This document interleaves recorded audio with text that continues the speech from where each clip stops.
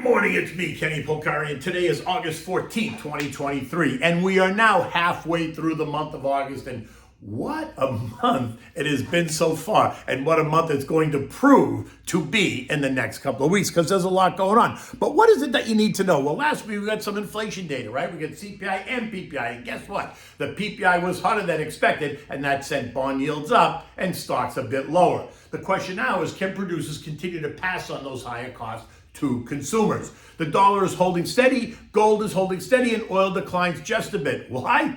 A weakening Chinese economy. I mean, it's laughable, right?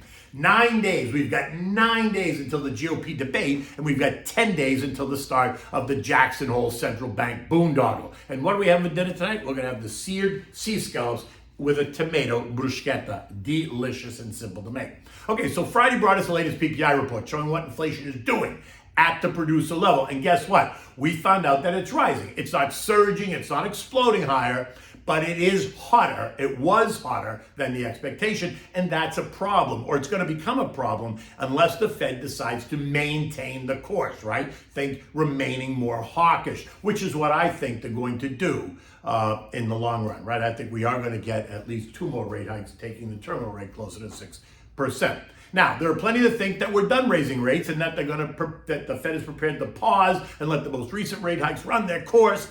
But Friday's PPI data just make them change their minds, or at least give them food for thought, right? We're going to get further confirmation of that at month end when we get the Fed's favorite inflation gauge, the PCE report. What will that show? And then we're going to get the August CPI and PPI inflation data in mid-September. Data that will reflect the recent surge in oil and energy prices, a data point that the most recent CPI and PPI report did not fully capture.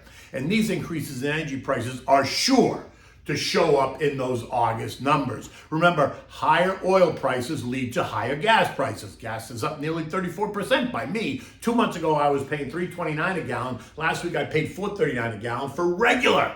And higher gas prices lead to higher transportation costs. And higher transportation costs lead to higher food costs as well as higher everything costs, right? So when food producers have to pay more to move their goods, guess who ends up paying? Bingo, you and me. And that data is surely going to start to show up in the PCE, the CPI, and the PPI reports that are due later this month and next month, right? The question on everyone's mind is, will businesses continue to pass along those higher wholesale costs in order to preserve their profit margins in the months ahead? And if they do, what are we going to do? What are consumers ultimately going to do? Are they going to pull back? Are they tired of this? Are they going to stop?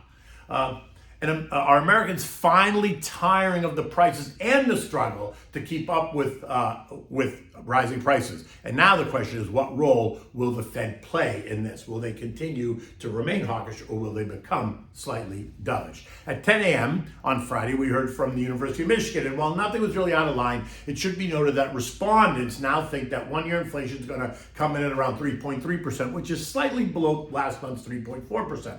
And the 5 to 10 year inflation rate is coming in at 2.9%, down from 3%. But again, you know, that's a data point I think is useless. But in the end, it was the PPI report that once again ignited the conversation about what the Fed will do next. And that sent tech lower. The NASDAQ lost 94 points or 7/10 as investors fled the sexy names, right? The S&P was down 5, the transports were down 34 points. We saw money move into the big, boring industrial names, the Dow up 105 points, along with the SMIDs, right? The small and mid caps, the Russell, it gained 2.5 points. It appears clear that the market and investors are now tiring as we near the end of earnings season, and investors need to digest the surge higher as we moved into this earnings season, right? We're in this seasonally weaker period. And like I said, I would expect to see stocks come under some pressure, right? I'm thinking somewhere in the 5 to 7% range for the Dow, the S&P, and the Russell, and the transports. That's not out of line, right? I suspect that the NASDAQ's going to get hit a little bit harder. Why? Because it's been outperforming by so much. But I would expect to see somewhere between a 7 and 9% decline in that. We've already seen it in some individual names, right? Apple down 10%, Nvidia down 15%. Now, since the beginning of August, we've seen just that. The Dow's off 1.7%, the S&P's off 3.4%, the NASDAQ's off 5.8%, the Russell's off 4.2%, and the transports are off 3%. All from their most recent highs. And while I expect a little bit more weakness, I fully understand that there's a lot of money on the sidelines, right? Money that was waiting for that early summer correction that predicted the S&P was going to fall by 15 to 20%, right? A call that so far has proved to be incorrect. And so my guess is as the market sells off, I suspect that there's going to be plenty of buy interest as these asset managers need to put this money to work. The PPI report helped to send treasury yields higher. The 10-year rose to 4.16%, up from 4.08. The two-year yield rose to 4.89%, up from 4.84%. The 3 and 6 month bills, though, remain steady at 5.4%, 5.45%, respectively, annualized. Oil ended the week at 83.04 after teasing as high as 84.90 early in the week. And as I've been saying, it's the ongoing production cuts, it's rising demand globally that's expected to erode inventories, and it is expected to continue to drive oil higher.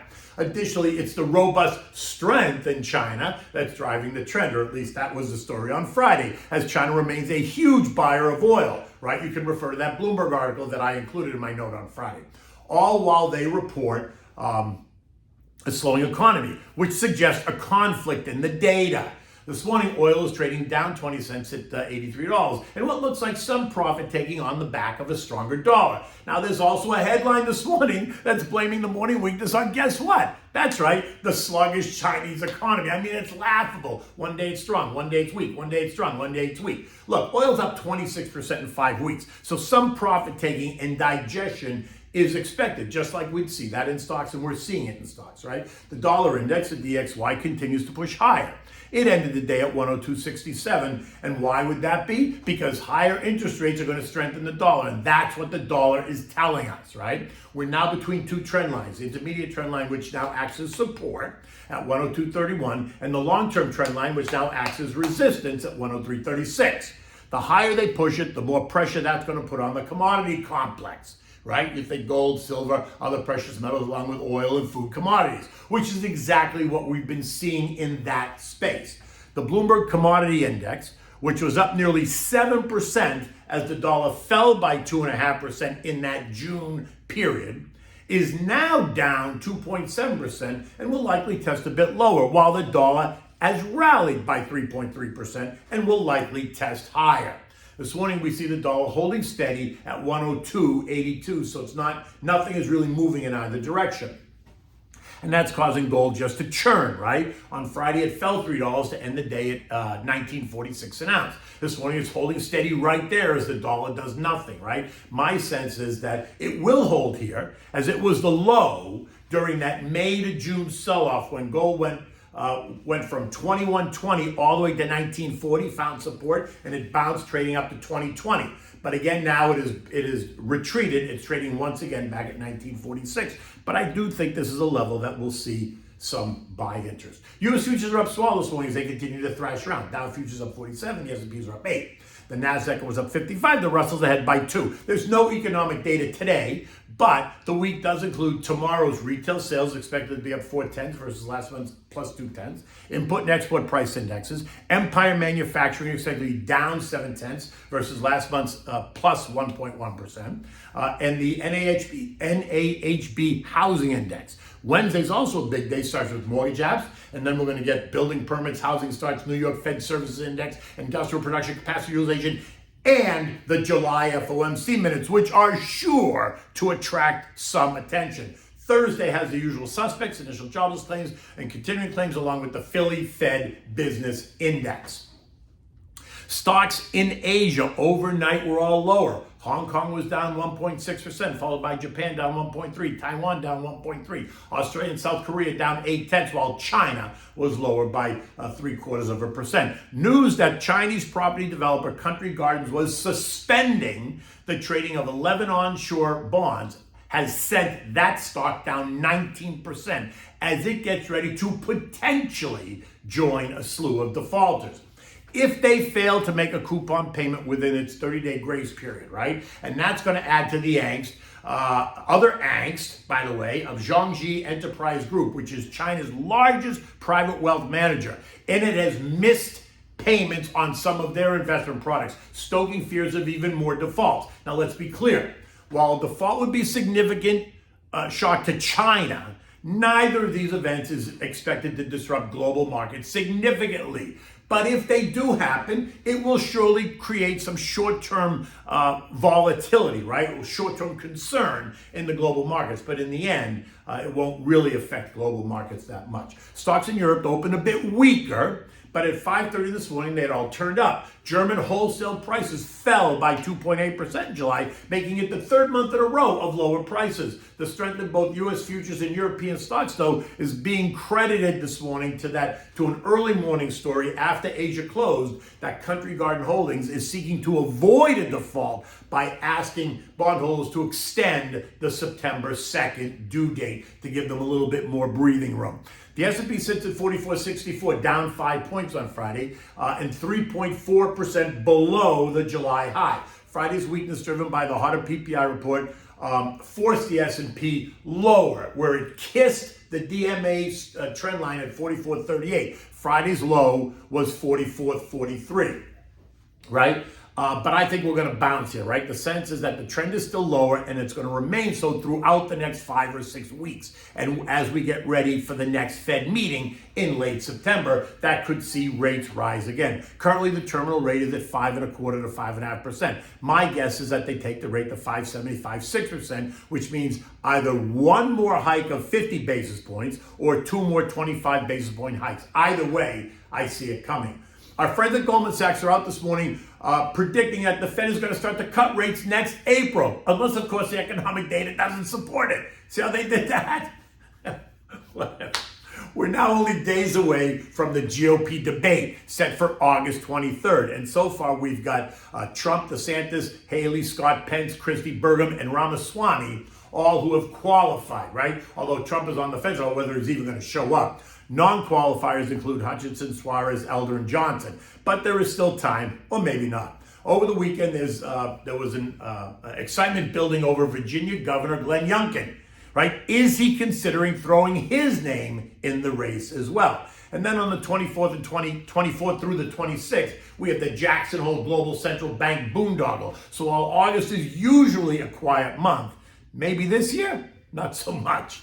On the Democratic ticket, we got Joe Biden, right? The party is refusing to acknowledge that RFK or Marianne Williamson is even challenging him. Yesterday on Meet the Press, they featured Minnesota Democratic Congressman Dean Phillips, who's urging Democrats to get in the race as he has grave concerns about Joey's reelection bid and weak polling numbers accentuated by the controversy posed by Hunter.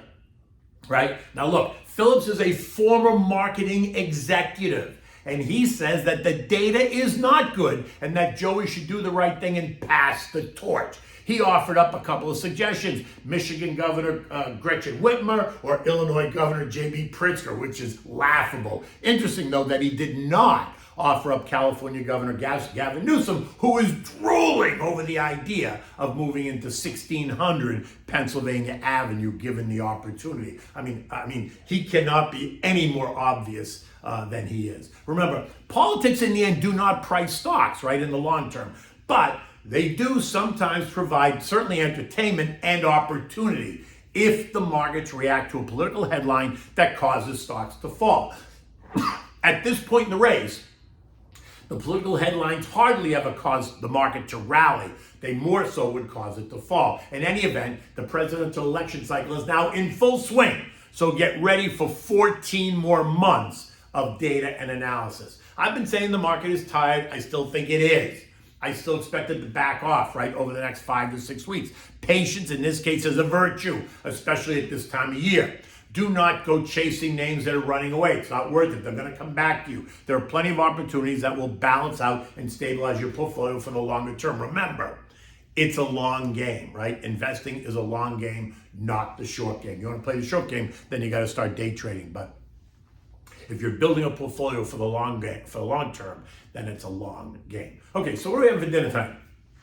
We're going to have the sea scallops with tomato bruschetta, right? Which is a simple dish to make and so good. So first you got to make the bruschetta, which is ripe plum tomatoes, garlic, peeled and sliced. You need olive oil, salt and pepper, and you need diced red onion. Make the bruschetta and then let it sit Dice the tomatoes, place them in a bowl. Then you want to add in the sliced garlic, the diced red onion, the olive oil, and then season it with salt and pepper. Maybe just a splash of water, but the tomatoes will make their own juice. You want to mix this, cover it, and just let it sit aside if you're going to use it, because you need it to kind of blend together and then make it some juice. Now, you want to rinse and pat the scallops dry with a paper towel. Sprinkle the scallops now with dried porcini powder on both sides, slightly with a little bit of salt and pepper, but just ever so slightly. In a heavy frying pan, you want to heat up a dollop of butter and add a drop of oil and wait till it sizzles, right? You don't want it to burn. Now, add the scallops, maybe 4 at a time. If you add too many, it draws the heat from the pan and then they won't sear properly, right? You want to sear them on medium-high heat for about 3 minutes on each side. You want the scallops to have a light, crisp outer crust, right? Then you want to remove, when that happens, remove them, place them on a plate, cover them with tinfoil to keep them warm, and then repeat the process until you've finished all the scallops, right? Now, when you serve, you want to place 4 scallops on each plate.